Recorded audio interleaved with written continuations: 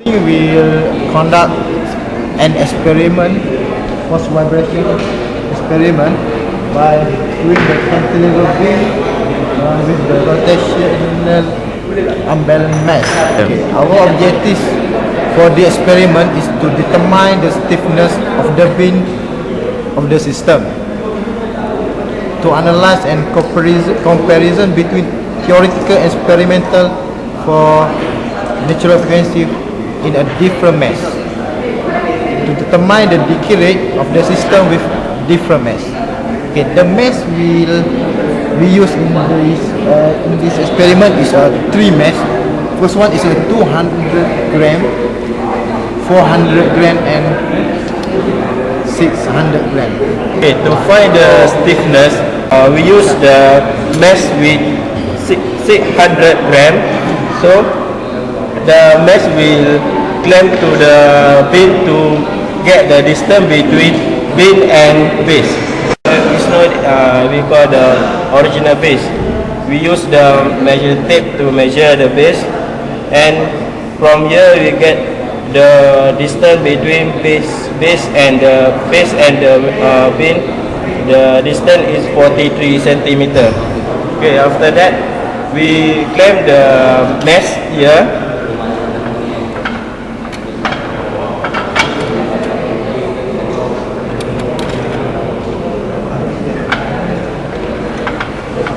And the distance between base and the beam will change.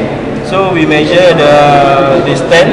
Okay, for the next experiment, we just repeat the same method and just we change the mesh with 1,800 and we measure the distance between beam and the base. For the virtual instrumentation setup, firstly, we click the NI max, then choose data neighborhood, double click, and click NIDAQ max pass. Create new NIDAQ task, and then choose acquire signal, choose analog input, and choose acceleration for the accelerator, and choose the channel. Enter the name of the group, then click finish.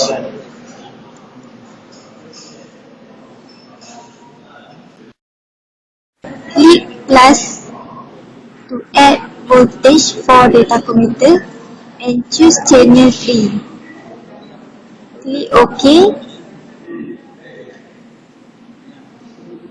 Then for accelerometer, for the sensitivity,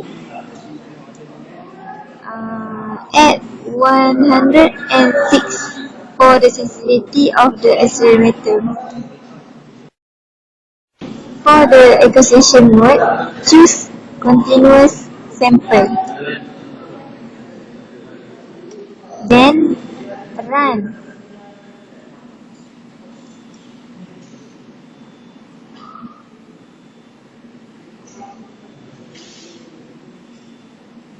Stop and save. Choose Daisy Lab software. Then click module, click input output, click NIDAQ, click analog input, put the module, and then click AB, choose sampling rate 2, and then uncheck the automatic, choose block size 4096, click OK, click the measurement, Click the measurement setup. Our setup and synchronize. Click OK. Wait for the system to synchronize. I click OK. This is our final setup for Daisy Lab. To write data to the Excel, click write data. Choose file format ASC1II and then click file, rename the file name and save. Click OK and click run. After stop, choose the Excel and open our file.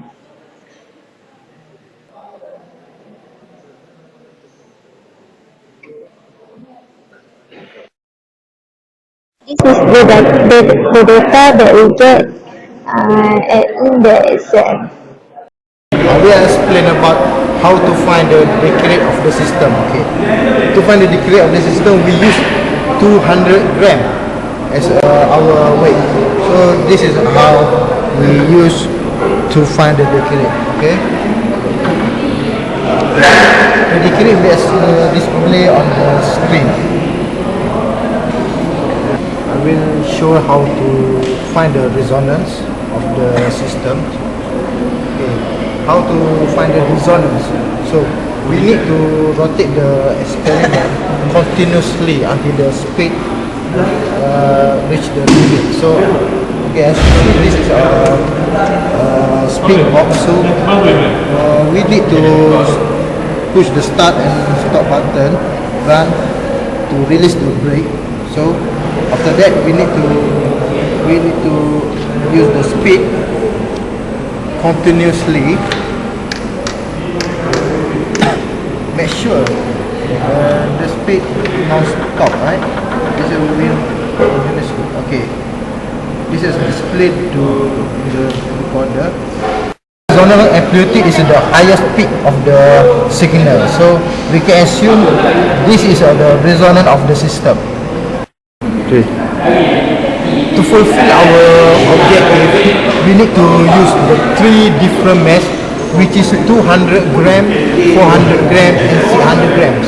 Okay, by using the same method, we change the weight to the 400 gram and 600 gram to find the resonance of that weight. Today I'm Norfadila. I will show the calculation for the decay rate. First of all, we have the equation for the exponential, which is y equal to a exponent to the power of negative sigma times t. Then we use natural logarithm, which is put the ln y equal to put ln for both sides, and we got ln y equal to ln a exponent to the power of negative sigma times t. Then because this is the times, then they will be the plus symbol here. Then we expand the equation, we will get the ln y plus ln exponent to the power of negative sigma times t. Then the exponential to the power ln exponent is equal to 1. This value will be changed to 1, and we times it by negative sigma times t. Then we will ln a is actually a constant. Ln a is equal to constant. So this ln a equal to constant value. Constant value. So we assume it as P. And this is not changed, stay the same. Then we will get the final equation is ln y equal to B minus sigma times T. Then we have the linear equation, which is the y equal to mx plus c. This will make our task easier because we can compare both of the equation, and we will get y equal to ln y, m equal to sigma, x equal to t, and c equal to b. For your information, y is the y-axis when we plot a graph, m is the gradient of the graph, x is the x-axis for the graph, and c is the y-intercept.